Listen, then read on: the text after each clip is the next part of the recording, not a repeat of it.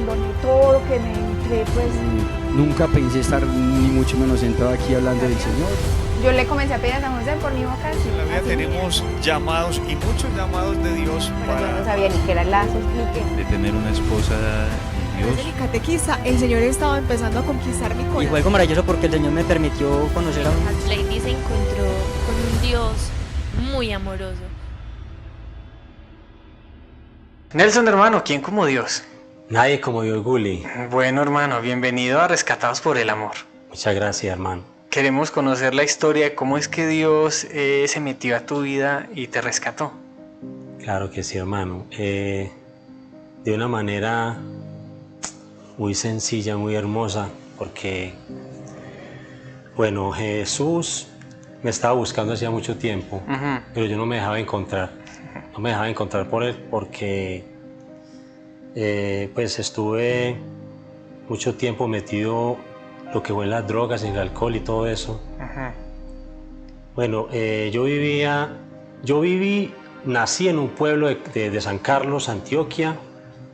Me cuenta mi tío que nací en una finca. Y en ese tiempo había un paro muy fuerte, paro armado, y no dejaban salir a nadie. Y el tío fue uno de los que ayudó mucho para que pudiera salir, porque pues mi mamá tuvo el parto en la finca, pero tuvieron que auxiliarla en el hospital.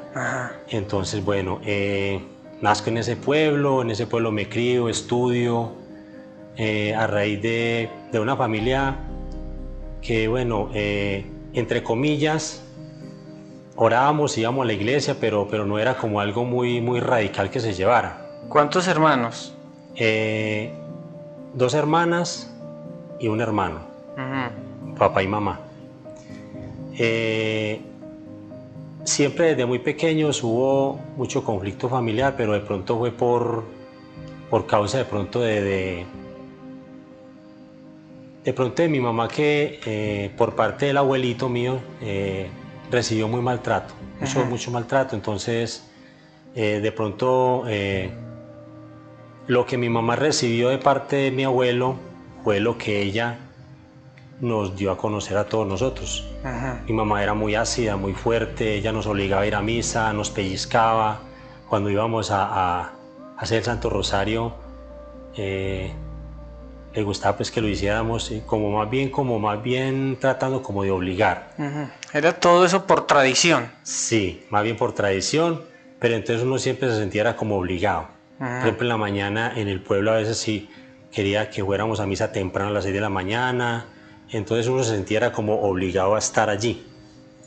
Entonces, bueno, siempre fue así, y ya después de cierto tiempo ya mi mamá se viene para Medellín y yo me quedo allá en San Carlos con unas tías en el pueblo estudiando.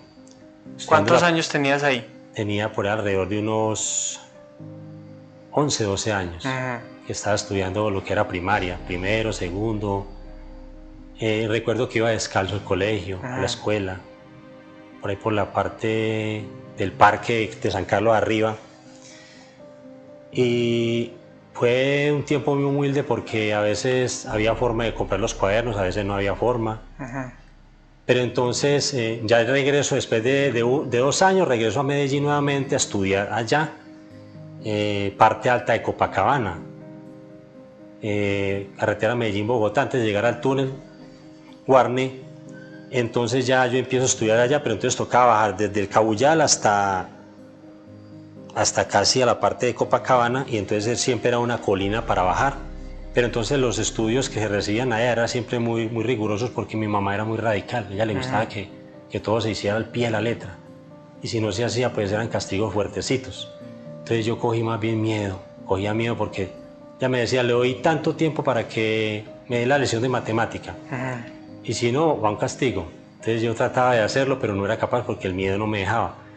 Entonces eso era muy repetitivamente, entonces yo terminé fue como bien teniéndole miedo al estudio. Entonces ya yo termino yendo nuevamente a San Carlos, y allá yo empiezo, mi mamá se va para allá también, nos vamos a ir a la casa donde vivía mi abuelo primero. El abuelo muere cuando yo tengo 9 años, pero tengo recuerdos muy lindos de él. Y vivimos allí, pero entonces entre la familia, el núcleo familiar, tías, no había comprensión, había mucha pelea, porque había mucho, ¿cómo le digo yo? Muchas heridas. Y entonces esas heridas armaban mucho conflicto familiar y entonces no había entendimiento. Bueno, ¿cómo era tu relación con Dios a los 11 años cuando llegaste a Medellín? ¿Quién era Dios para ti en ese momento? La verdad es que, bueno, yo creía en Dios y lloraba. Yo le oraba al Señor, pero de una manera no como de pronto ahora me lo ha enseñado después de haber tenido la experiencia pues, de haber ido a un retiro espiritual, haber conocido al Señor. Estando, después de venirme de San Carlos para Medellín, antes de venirme, hay un señor que me hace la invitación y me dice, si quieres vámonos para Medellín a trabajar, pero allá en Medellín hay mucha perdición y hay mucha drogadicción. Yo no conocía nada de eso. Yo creía que lo que él me decía era mentira y fue así. Cuando yo llego a Medellín me encuentro, eso fue precisamente en Barrio Triste, debajo de la estación de Cineo, en la avenida del Ferrocarril. Yo empiezo a trabajar con él en los camiones, descargando madera, cargando madera, íbamos y cargábamos maíz, papa, arroz, a la minorista, a la mayoritaria. Y era muy poco lo que uno recibía para el trabajo que había que hacer. Pero entonces uno tenía contacto con muchas personas que estaban muy metidas en la droga. Y aunque uno no quiera, termina contaminado. Entonces había un momento en que pronto no había que cargar, digamos, arroz, papa, frijoles, sino que había que ir, digamos, a la Pintada por un viaje de madera. Entonces nos demoramos 4 o 5 días por allá. Entonces muchos de ellos llevaban droga. Íbamos y nos quedábamos por allá un tiempo y en el transcurrir del tiempo que estábamos allá, digamos, en la noche, eran muchos los que se drogaban. Y uno por mucho, yo al principio trataba de no hacerlo, pero termina uno como cediendo. ¿Ahí tenías cuántos años? No, ya yo estaba, ya había pasado, ya había ido a prestar servicio y ya había venido. Ese es un pedacito que no he contado, que sería muy bueno pues también. Lo del servicio militar, yo me voy y presto servicios por el motivo del maltrato que recibía por parte de mi mamá. Yo me voy para el servicio militar y allá voy con todas mis heridas. Entonces, estando allá en el servicio militar, yo le digo a mi mamá en una carta, porque yo nunca le dije a ella que me iba a ir a prestar servicio, sino que yo me fui. Y estando allá, yo todavía tenía muchas heridas, bastante. Yo decía, Señor, pero no me importaba porque llevaba las heridas. Después de que yo llego a Barrio Triste y es donde estoy contando sobre la vida que llevé ahí. Después de estar ahí, me voy para Cartagena en busca de mi hermano, porque mi hermano estaba muy metido en las drogas y en el alcohol, pero llevaba mucho tiempo sin que mi mamá lo viera y sin saber resultados de él. Solamente ¿Hermano mayor? El hermano no menor. Menor. Él se fue y no supieron nada de lo que... Aventuriar. Y la única forma de poder ubicarlo a él era por medio de un tío que había allá, un hermano de mi mamá, y los primos, o sea, hijos del tío. Ellos tienen negocios allá en Boca Grande, en Laguito, en varias partes. Entonces había que hablar con ellos y preguntarle dónde estaba, si sabían de él. Y en algunas ocasiones nos decía, sí, él está por ahí, pero por ahí anda todo tomado, todo vuelto nada. Entonces mi mamá se preocupaba mucho. En ese entonces yo estaba en Barrio Triste trabajando, después de que yo estuve en las drogas, que trabajaba en la calle, un señor de una tienda de abarrotes, don Jaime, yo recuerdo que me dijo, yo iba de vez en cuando a comprar agüita o algo allá donde él, y él me dijo una vez, me dijo, ¿usted quisiera trabajar conmigo? Unas vacaciones. Yo, don Jaime, si usted me da la oportunidad, claro que sí. Entonces me dijo, bueno, el lunes prepárese para que el lunes venga y me ayude. Yo, listo, don Jaime. Entonces él se fue y yo trabajé 2 semanas. Y muy bien, era repartiendo domicilio, atendiendo ahí, vendiendo mercancía. Y después de haber trabajado con él, salió otro muchacho y yo quedé ahí trabajando. Cuando tú hablas que estuviste involucrado con la drogadicción, ¿hasta qué punto te metiste en eso? Me profundicé mucho. Estuve muy metido en lo que fue marihuana, cocaína, y sentía mucho el deseo de probar la bazuca, porque había muchos que la consumían. O sea, el ambiente de los muchachos con los que estaban te fue sumergiendo Sí, en porque eso. en el lugar donde yo estaba era un árbol, un arbolito que hay debajo de la estación de Cisneros, y ahí en ese árbol colocábamos, cada uno de los que llegamos, colocábamos un bolsito en un clavito, ahí teníamos los zapatos, la camisa, lo que uno utilizaba para uno colocárselo para ir a trabajar, y uno iba bien vestido. Entonces, en ese ambiente yo llegaba y yo me sentaba y entonces a mí habían algunos conocidos que venían y me decían, bueno, venga, vas a trabajar. Yo, no, claro. Entonces yo me iba, entonces poco a poco, yo no me di cuenta ni en qué momento entré a ese mundo de las drogas tan fuerte. Y ya uno, ya lo último, ya no se iba para la casa, sino que se quedaba ahí. 10:30, 11, 12, 1, 2 de la mañana. Y yo tenía una bicicleta. Y mi mamá vivía en ese entonces en Altos de Calazán, y yo desde ahí me iba en bicicleta hasta allá. Y de allá me regresaba. Pero mi mamá me decía, mijo, ¿usted por qué anda por ahí? Ella lloraba y me decía, mijo, ¿usted por qué anda a esa hora por ahí? Mire cómo hay de harto peligro. Cuando en esa Comuna 3 estaba la gente, lo que eran todos los paracos y todo eso estaba, bendito sea Dios, estaba muy... Y yo como nunca ni metía ni con los unos ni con los otros, yo la llevaba con todo el mundo y yo no sabía quién era quién. Entonces los unos me querían, los otros también me querían, y a veces iban y miraban qué era lo que yo hacía. Yo llegaba en la noche y entonces ellos mismos desde los montes, cuando yo subía a la bicicleta, me decían, mono, ¿qué más, mono? ¿Usted qué va? ¿Para dónde va por ahí, hermano, tan tarde? No se coger tanto la tarde. Entonces era tan lindo el Señor conmigo que nunca dejó que me pasara nada, porque yo pasaba y yo llegaba a la casa, y cuando yo llegaba a la casa se armaban esas plomaceras y nunca pasó nada. Y al otro día me levantaba yo, 3, 4 muertos. Yo decía, Dios mío, ¿qué es todo esto? Y a veces, muchas veces no había ni transporte, porque los vehículos no se podían transitar, porque tenía que venir el carro de la fiscalía a hacer los levantamientos, entonces tenía que irse por la montaña. Más sin embargo, yo decía, yo nunca le tuve como miedo a eso ni nada. Entonces yo le decía, masita, tranquilo, no se preocupe. El día de la muerte de uno no es sino una sola, uno no tiene por qué preocuparse. El día que el Señor lo necesita a uno, ese día Él viene y se lo lleva a uno y ya. Digo, mijo, pero de todas maneras usted no debe ponerse a buscar, porque es que el que busca el peligro en el perece, me decía ella. Yo sí, masita, es verdad. Entonces yo estuve mucho tiempo metido en eso. Cuando ya yo vuelvo al punto de que mi hermano estaba en Cartagena, ya yo le digo, Señor, yo no quiero más seguir en esta vida, Dios mío, pero porque era momentos en que habían momentos en que eran casi que sobredosis. Yo recuerdo una vez que yo consumí, digamos en la mañana, uno llegaba y se trabajaba, digamos, un carro, se ganaba 17, 18, 20 mil. Entonces uno iba y almorzaba. Y el resto del dinero que le quedaba se lo gastaba uno en alcohol, que era más que todo como vino y vicio. Y al día siguiente no tenía ni con qué tomarse una bolsa de agua. Pero era el mismo vicio que los llevaba a eso. Dormía en los carros, dormía en los camiones, y al otro día yo hablaba, digamos, con el vigilante y le decía, hermano, vea, no tengo dónde dormir. Haga, súbase ahí, vea, ese carro se va mañana a tales horas, yo lo despierto para que se levante. Entonces uno en medio de tanta locura, uno se subía y amanecía, llegaba y le decía a uno, bueno, mijo, hágale pues, vea. Yo me bajaba al otro día, yo recuerdo, eso era una tristeza que llevaba dentro de mí. Yo decía, Dios mío, pero ¿hasta cuándo? Mi mamá, mi papá, nadie sabía de esto. Le decía, Señor, ayúdame, yo no quiero vivir esta vida. Pero era como algo que yo, como si me estuviera quemando por dentro yo solo, porque nadie lo sabía, solamente yo lo estaba viviendo. Y enseguida yo tenía que volver otra vez sin desayunar y sin nada, descargar un carro o desarrumar un carro de pino, de algo, para volver a recoger algo para comer y volver a continuar.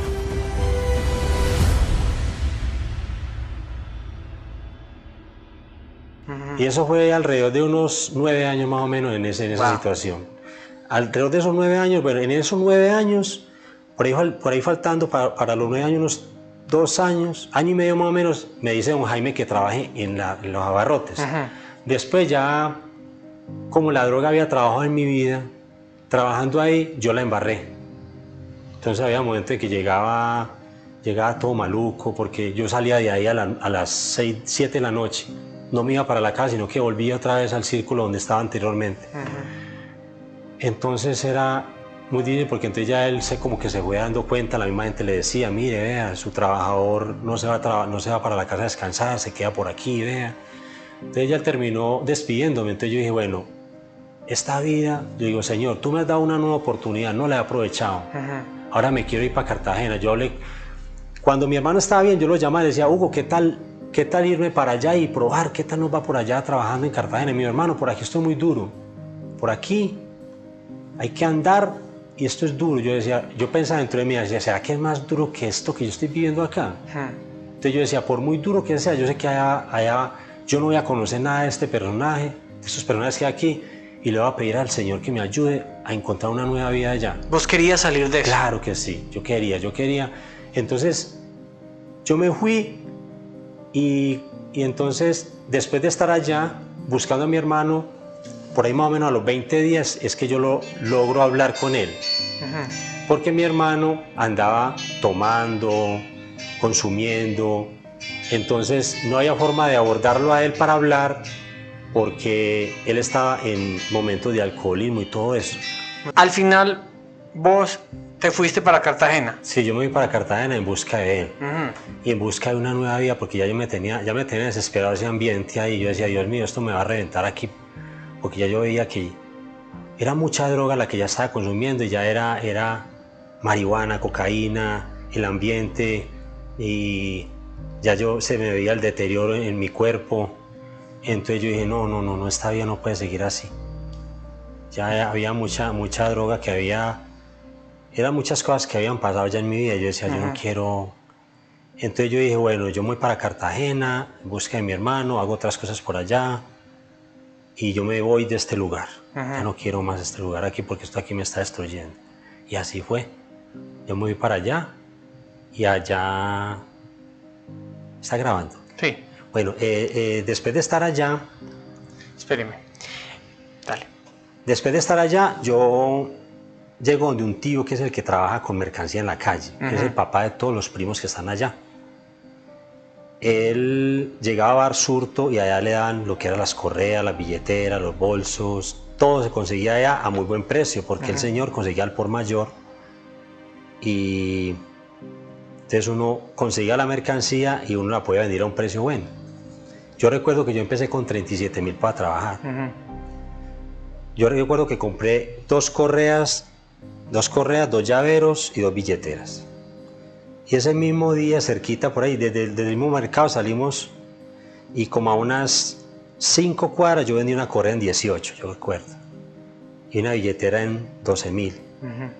Yo era contento porque yo decía, Dios mío, ¿esto cuándo lo hacía yo en Medellín? ¿Cuánto me demora ya para conseguirme 8.000? Porque la desarrumada de un carro valía 6.000 de un viaje de pino. Impresionante. Dios mío, la descargada de un carro de pino valía 12.000. Yo decía, Dios mío, yo me sentía feliz haciendo eso. Yo decía, Dios mío. Entonces lo que hacían era andar por las calles y ofreciéndola. Exactamente, y las ofrecer vendían en las calles, en las puertas, y la misma gente lo llamaba a uno a comprarle. Y en la costa tiene algo muy bonito, que uno como paisa le llama mucho la atención a la gente de allá. Entonces, paisa, cachaco, venga. Entonces, el tío mío era uno de los que vendía bastante allá, pero él tenía un genio muy bravo. Entonces, yo pasaba por un lado y me decía, venga, que eso no compra nada, esto no compra nada. Y me llamaban, venga, paisa, venga. Entonces yo iba, venga. Entonces yo iba donde él. Lo que pasa es que a ese señor no le gusta comprarle, le gusta es comprarles a usted. Y ahí me compraba, entonces yo iba a donde él y me decía, no, vea que se me compró. Entonces él se llenaba como de cierta cosita, entonces no le gustaba. Y así por el estilo empecé a mi hermano, que vea, yo hacía 5 o 6 ventas y él ni una sola. Y entonces él ya se llenó como de cierta cosa conmigo. Entonces él decía que no, que era que yo le estaba quitando los clientes a él. Yo le dije, tío, no es así, mire que la misma gente está comprando. Ellos mismos llaman y preguntan y le compran a uno. Entonces, en cierta ocasión yo le dije que era que a ellos no les gustaba comprar a usted que porque usted tenía mal genio y él no le gustaba que uno le dijera eso. Hermano, vea, yo empecé a guardar, a comprar, a vender, a guardar, dele.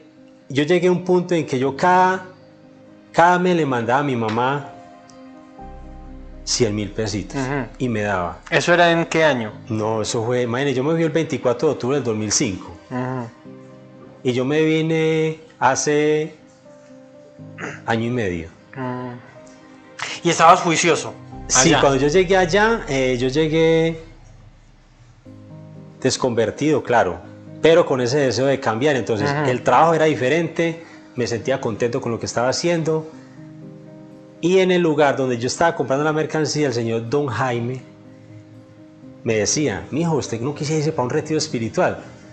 Entonces él me decía, pero yo le decía, yo como que trataba como más bien como de sacarle el cuerpo, bueno, y él me insistía, Ahí- pero por ahí más o menos. Ajá, ahí tu relación con Dios, ¿cómo era? No, ahí era. Antes de que yo fuera a retiro, yo recordaba todo lo que mi mamá me había dicho. Yo recordaba esos momentos en que ella me decía, pero así con fuerza, y me obligaba de pronto a rezar o a ir a la Santa Eucaristía. Ya después de 3 años y medio más o menos, yo acepto a ir a un retiro espiritual de los que me estaba invitando don Jaime, de discípulos y misioneros del Inmaculado Corazón de María. Ajá. Fue la experiencia más linda de mi vida, porque yo recuerdo que a mí me decían, lo más importante es que usted abra el corazón para que el Señor pueda entrar en su vida. Y yo recuerdo que fue jueves, viernes, sábado y domingo, pero tengo en mi memoria esos días muy marcados. Y yo recuerdo que el domingo yo no quería venirme de allá. Y me decían, es que el retiro va a empezar es allá cuando usted salga. Y yo recordaba todo lo que había vivido en Medellín, pero ya yo estaba en Cartagena, y yo en Cartagena ya yo tenía personas muy diferentes a las cuales yo ya no tenía como tanta cercanía como la tenía primero. Entonces ya estaba alejado totalmente de eso. De pronto por parte de los primos les gustaba mucho el alcohol y todo eso, pero yo desde que yo me fui de aquí para Cartagena, en el bus yo le decía al Señor, Señor, yo quiero que tú, y yo me fui orando desde que me fui en el bus hasta Cartagena, yo decía, Señor, yo quiero que en este viaje tú me ayudes a cambiar mi forma de vida. Yo sé que si muchos lo han hecho, porque yo no lo podría hacer tan bien. Y yo, Señor, tú eres testigo de todo lo que yo he vivido, y esto es algo que ningún ser humano lo hubiera de vivir.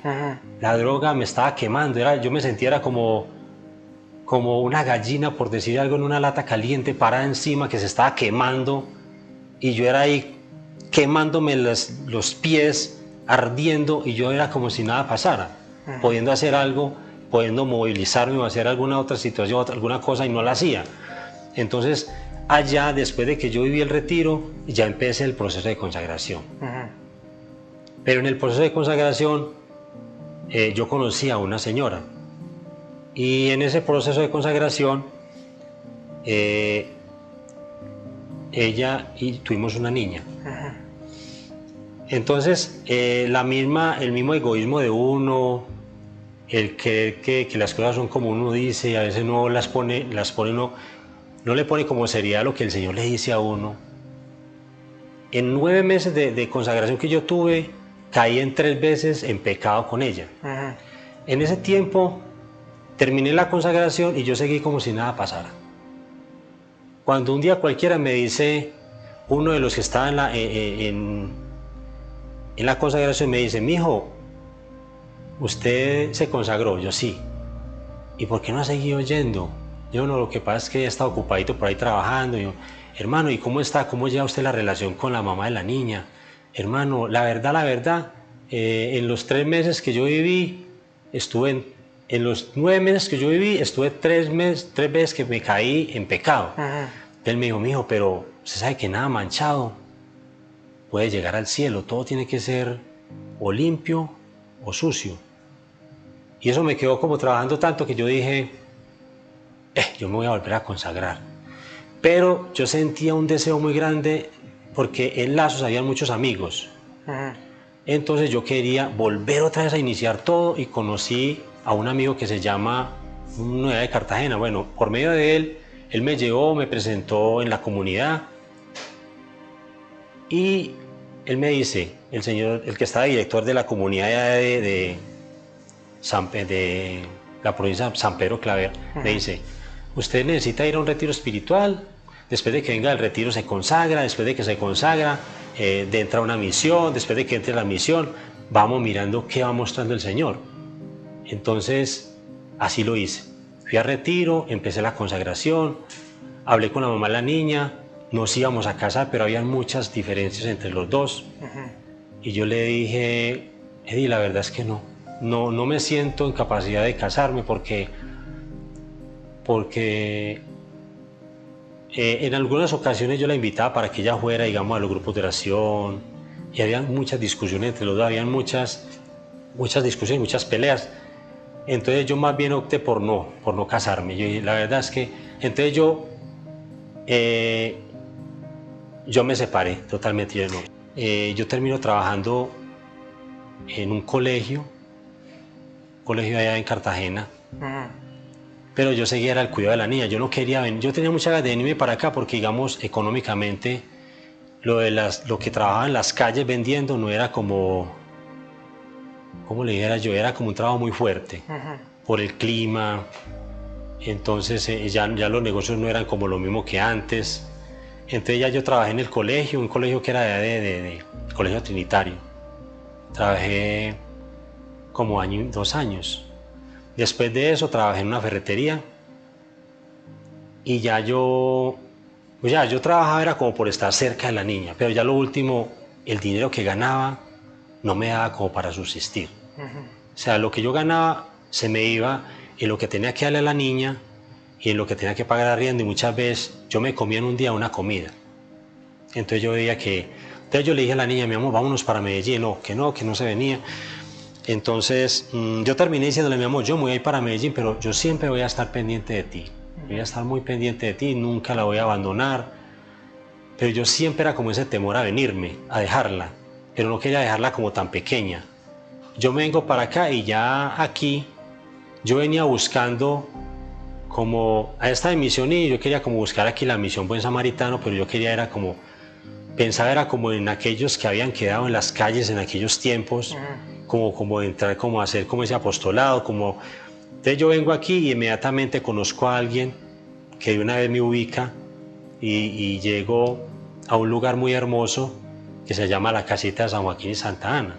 Primero salimos a las calles a repartir pancito con chocolate a los de la calle, y de allí tengo la primera oportunidad de ir donde unos abuelitos a cuidarlos, a bañarlos, a ayudar a alguien que estaba allá. Entonces, estando allí, ella me dijo en varias ocasiones que por qué yo no me iba a vivir allá. A la casa de los abuelitos. A la casa de los abuelos. Que por qué no me iba para allá. Entonces yo siempre como que lo pensaba, yo decía, no lo pensé mucho, lo pensé por ahí que mes y medio más o menos. ¿Vos cuando llegaste a vivir acá, dónde viviste? Donde mi mamá. Mi mamá tiene una casita por ahí por Altos de San Juan, en San Javier. Ella vive con mi papá, ella siempre ha vivido toda la vida con él, nunca se han separado. Ella siempre hace el Santo Rosario todos los días, en la noche, en la mañana. Y aunque ellos siempre discuten y todo, pero siempre están ahí. Pero es muy lindo porque mi mamá, a pesar de todo, ha sido una mamá muy buena. A pesar de que fue esas luchas que tuvo con la familia y sigue teniendo. Bueno, entonces les sigo contando. Entonces, estando pues allí en la casita de los abuelos, acepto irme a vivir allí y en este momento me encuentro viviendo allá. Vos empezaste entonces, cuando llegaste a Medellín, a hacer misión en la misión Buen Samaritano. Yo vine buscando, yo buscaba nuevamente mi comunidad, que es Lazos. Y ya yo no quería como la misión que había estado allá, sino Buen Samaritano. ¿Por qué Buen Samaritano? Porque yo recuerdo que en aquellos días antes de irme para Cartagena hubieron muchos. Los días en que yo pasé noches muy fuertes y muy oscuras en Barrio Triste. Que Barrio Triste, para los que no conocen Medellín, es como el Bronx de Bogotá, es decir, donde hay mucha drogadicción. Es un lugar fuerte, ¿no? Sí, anteriormente, ahora no existe porque ya solo lo desvalijaron. Un lugar donde llamáis que Las Cuevas. Entonces Las Cuevas es un lugar donde usted llegaba a una parte así como dice Uli, como el Bronx, 3 puertas. Yo recuerdo que en ese tiempo uno llegaba, había puerta 1, puerta 2, puerta 3, puerta 4, uno entraba y a veces uno llegaba y ya los que estaban afuera eran campaneros y se daban cuenta si uno iba a comprar droga o iban de pronto porque allá llegaban los de la fiscalía, los de CTI. Y a veces los mismos que estaban ahí, las mismas personas que habían ahí, los mataban y los metían en canecas ahí adentro. Y eso era como si nada fuera, porque uno llegaba y uno veía. había mucha gente que no frecuentaba esos lugares y no se daban cuenta de lo que había allí. Pero uno llegaba y uno se daba cuenta, pero entonces uno muchas veces veía algo y uno se quedaba callado, uno no decía nada para no meterse en problemas. Entonces uno llegaba y uno entraba en un zaguán así largo, hondo, y ellos eran tirados en el suelo, había popó, había orina, había de todo en el suelo, pero usted entraba y usted no le paraba bolas a nada, usted iba era por el vicio. Entraba y en varias puertas le daban a usted, por una bolsita le bajaban, por una canastica le bajaban una bola así de marihuana, yo recuerdo. Y bueno, eso era lo que yo iba a buscar nada más, no me importaba que estuviera lo que estuviera allá, yo salía de allá y me iba a consumir. Esa bola, una bola que valía 1.000 pesos. Y eso, yo recuerdo que al principio cuando no estaba tan adicto, eso me duraba a mí una semana. O de pronto 5 días, 6 días, habían días que duraban nada más 1 día, 2 días, que ya él estaba más adicto. Entonces eso era fuerte porque yo veía que, yo recuerdo que ya lo último antes de yo irme para Cartagena, había momentos en que yo consumía, por decir algo, 5 papeletas de cocaína, de la pura esa de la Antioquia, barrio Antioquia, 2 bolas de marihuana, cerveza, cigarrillo. ¿Todo eso lo conseguías, yo, lo conseguías en Barrio Triste? Sí, en Barrio Triste. Pero digamos, al barrio Antioquia, a veces alguien iba en una bicicleta, en una moto y compraba para varios. Dije, ay, voy para el barrio, ¿qué va a mandar a traer? Entonces yo llegué y decía, vea, tráigame a mí 10.000, tráigame 20.000. Entonces ellos iban y ya repartían. Entonces a veces se iban y decían, no, la policía nos cogió. O a veces yo tenía la bicicleta y la prestaba, en varias ocasiones, no, me roban la bicicleta, y me decías que era que yo me la robaba. Entonces era una cosa muy... Yo no tenía que quedarse callado porque a quién le pedía, quién le reclamaba a uno. Entonces uno decía, Dios mío, tanto derroche de dinero para destruirse uno mismo. Y yo decía, yo me quemaba por dentro pensando, yo decía, pero ¿en qué momento mi familia me llegó a enseñar esto? Ninguno me llegó a decir esto, que lo hiciera. ¿Cómo es posible, Dios mío? Y llegaban momentos en que uno a veces pensaba hasta en quitarse la vida. Uno decía por allá, pero pensamientos que pasaban así, decía, ¿será mejor no quitarse la vida que vivir una vida así? Porque uno como que no encontraba respuesta. Pero ya después de que yo voy a Cartagena, yo veo un ambiente diferente allá. Cuando yo regreso de allá, yo veo que aquí había gente, porque yo ya vine y miré, y había muchos de ellos que no se reconocían ya, ni me reconocían a mí, estaban comiendo totalmente popó de la calle. Yo decía, Dios mío, y algunos que uno decía, Dios mío. Los mismos amigos tuyos ya estaban en la indigencia. Sí, y algunos de ellos estaban sin dientes, todos vueltos nada, demacrados, algunos de ellos ya estaban muertos, algunos de ellos todavía estaban ahí, todavía existen ahí en el Riviera, debajo de la estación del Cinero. Yo en estos días a veces he ido, voy y los saludo, pero es algo muy pesado. Mi mamá me decía y mi hermano me decía, mi hijo, no vaya por allá. Pero yo decía, no, pero es que yo voy, los saludo, los abrazo y a veces los invito y les digo, pero es que hay una forma de vivir diferente. Ustedes pueden salir de ahí también, pero están tan metidos ahí. Yo les he dicho muchas veces, ¿por qué no nos dan la oportunidad, se van para un retiro espiritual? Lo que ustedes no son capaces de hacer, el Señor lo hace. Entonces, están tan concentrados en las máquinas, en el juego, en la droga, que están como zombies.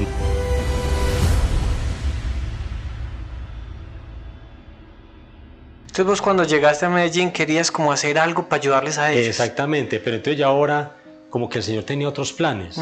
¿Cómo llegas? Ah, bueno, tú me dijiste que en medio de eso te llevan a ayudar a la casita de los abuelos, que es donde ahora estás. Ajá. Cuando tuviste ese primer encuentro con ese apostolado, ¿qué sintió tu corazón? Bueno, yo llego allí y lo primero que yo me encuentro es el que cuida a los abuelos, maravilloso hombre. Una humildad, una sencillez, una forma, un amor y una caridad para tratar con sus abuelos, que yo lo veía a él reventado de tanto trabajar con ellos. Y yo venía de una guerra también muy grande, que ya yo me ofrecía, yo le decía, no, hermano, yo había trabajado muy duro en las calles con trabajo duro, trabajo pesado. Yo decía, esos abuelos son abuelitos, uno los veía indefensos totalmente, los veía uno imposibilitados para muchas cosas, y uno decía, yo simplemente me puse a ayudarlo a él, a bañar abuelos, a cortarle uñas, darle medicamentos. Y a medida que yo empecé a hacer eso, fue como encariñarme de ellos. Porque yo muchas veces uno veía que ellos uno llegaba y los encontraba en la mañana muy poposeados y muy mojados, y ni ellos se daban cuenta de que ellos estaban así.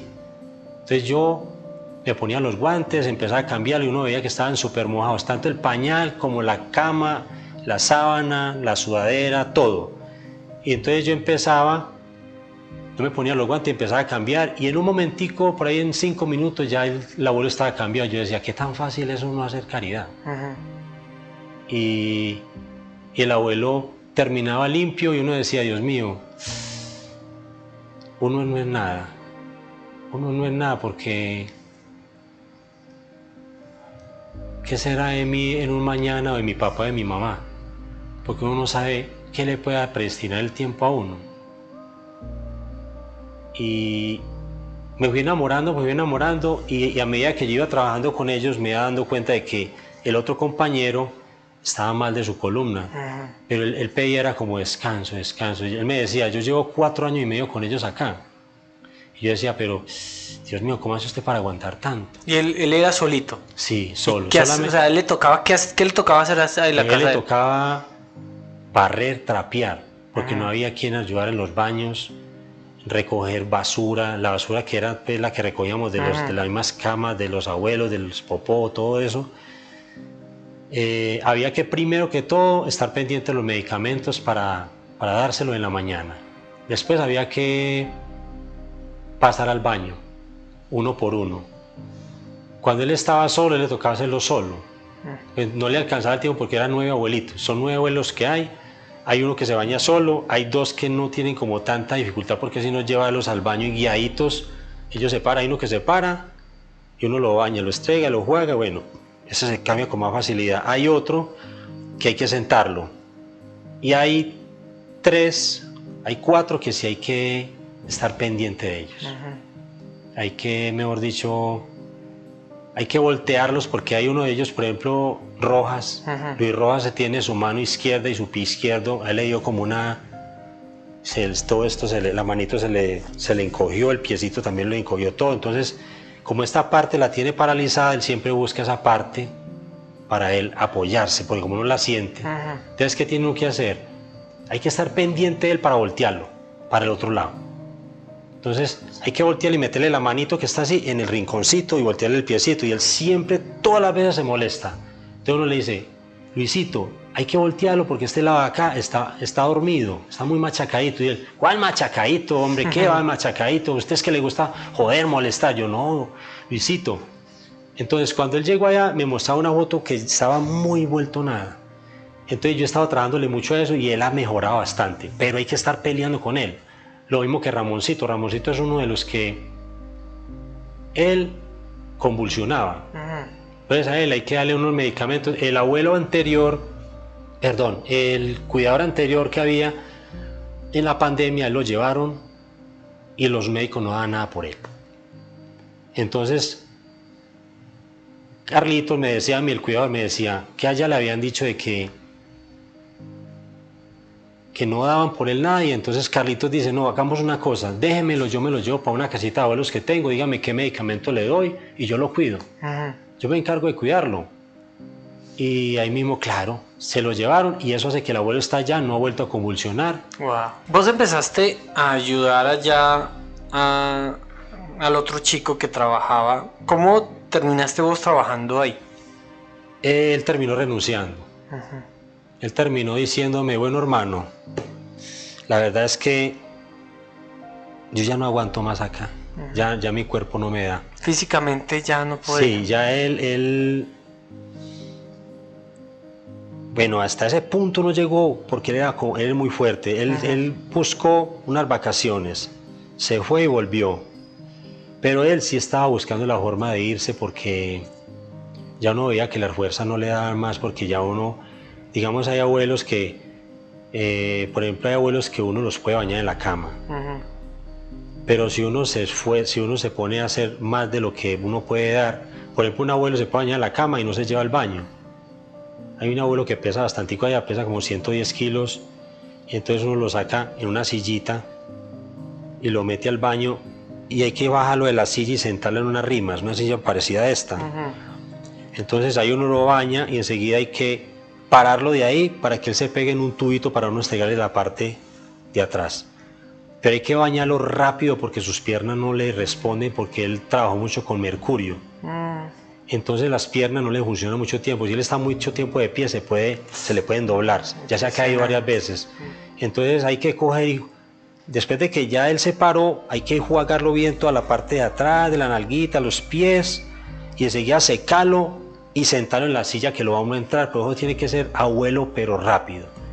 Entonces lo sienta uno y lo lleva, pero entonces se da cuenta uno pues que uno, por ejemplo yo todavía tengo fuercecitas. Pero es una fuerza que uno la puede ahorrar.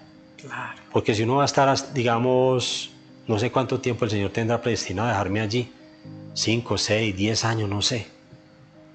Hay que cuidarse uno porque los abuelos todos los días necesitan que uno los atienda bien y él es un abuelo que pesa mucho.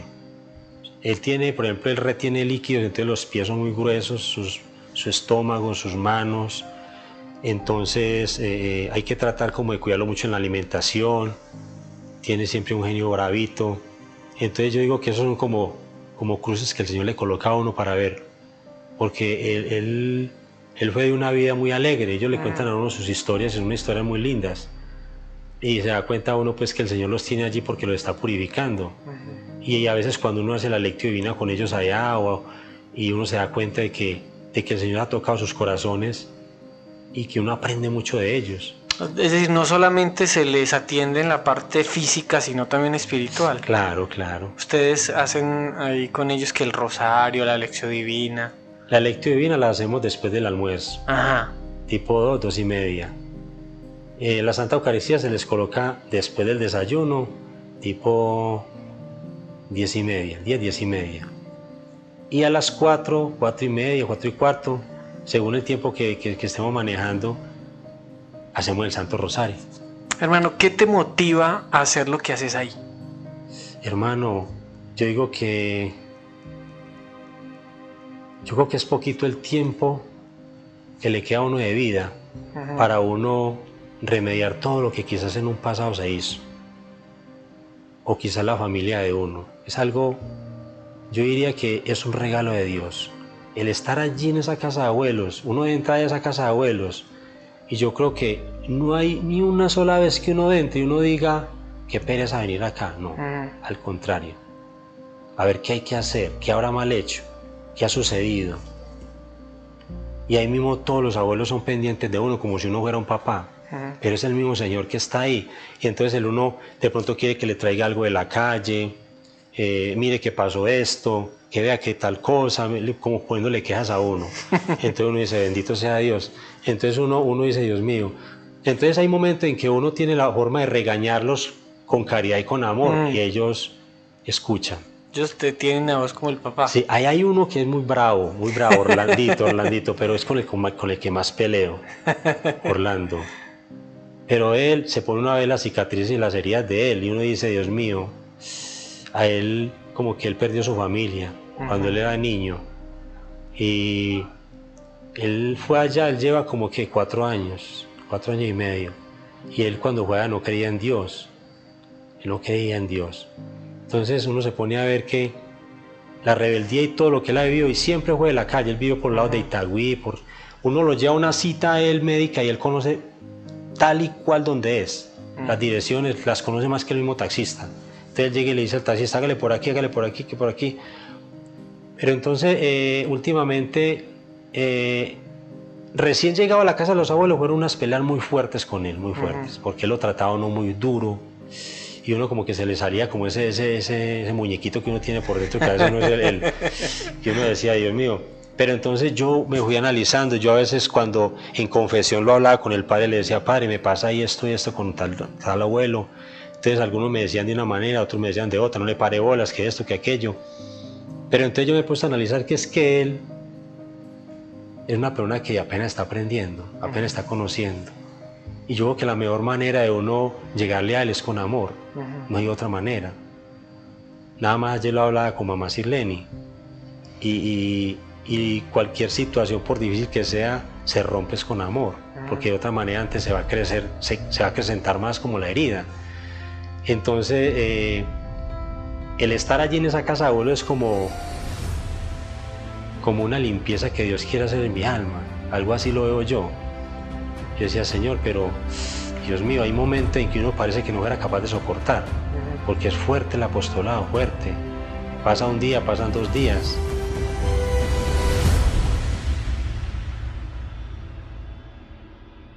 ¿De qué vive la casita de los abuelos? Hermano, la casa de los abuelos es una casa de caridad, totalmente de caridad. Hay momentos en que no hay carnita, no hay leche, no hay huevos.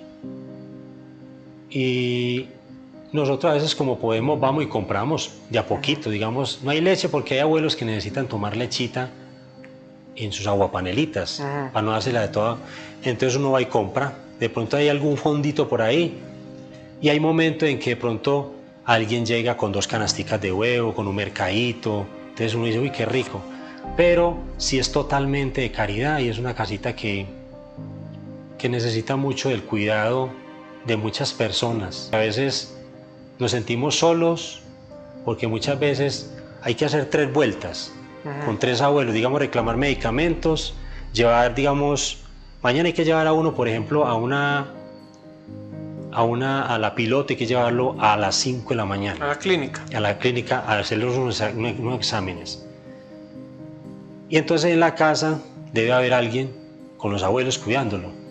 Pero en el momento en que uno necesita de esta ayuda, nadie aparece. Entonces uno a veces le toca, a mí me ha tocado decirle, por ejemplo, a Orfita, que es la encargadita de la cocina, Orfita, mañana hay que llevar a un abuelito a la piloto a las 5 de la mañana, pero no hay quien se quede. Entonces ella se madruga, porque ella se va para misa primero, entonces deja ir a misa y se queda en la casa, y se quedan todos los abuelos paraditos, orinados, poposeados, hasta que yo regrese nuevamente, porque quizás ese día no hay quien nos ayude. O a veces uno llama con tiempo para que le ayuden a uno, pero a veces ni llamando llegan. Entonces uno dice, Dios mío, ¿la caridad dónde está? Entonces uno dice, es fuerte porque uno dice, hay tanta gente que puede aportar esa ayuda. Y a veces no es que uno no pueda, sino que a veces no quiere. Porque es que uno sí puede, claro que sí puede. Uno puede sacar del tiempo que es de uno, digamos, por ejemplo, un domingo yo trabajé toda una semana, pero yo mañana domingo, yo quiero dormir hasta tarde, yo no voy a ir por allá. Pero más sin embargo yo digo, bueno, yo mañana no tengo que trabajar, me voy a ir para la casa de los abuelos, voy a ir a ayudarlos allá. Y no descanso ese día. Y resulta que yo me voy, trabajo con los abuelos allá, y cuando termina el día yo no estoy cansado, sino que estoy antes lleno, pero eso no lo ve uno. O sea, humanamente uno no alcanza a ver eso hasta que lo experimenta. Es algo impresionante, es algo increíble, porque uno dice, Dios mío, cómo se muestra el Señor en cosas que aparentemente uno las ve así como si no tuvieran valor de nada, pero tienen demasiado valor, demasiado, porque en esos abuelitos está el Señor, está Jesús, porque es que el Señor nos lo dice en su palabra. Él dice, cuando me visitaste en una cárcel, cuando fuiste y me bañaste, cuando en las bienaventuranzas, Él nos habla de muchas maneras, pero nosotros no entendemos de que la carne de Cristo está allí en medio de ellos. Son abuelos que están a merced de lo que nosotros, los humanos, podamos hacer por ellos. Tienen su familia, pero están abandonados totalmente. Pero bueno, el Señor sigue manifestándose, sigue invitando a muchas personas para que se donen.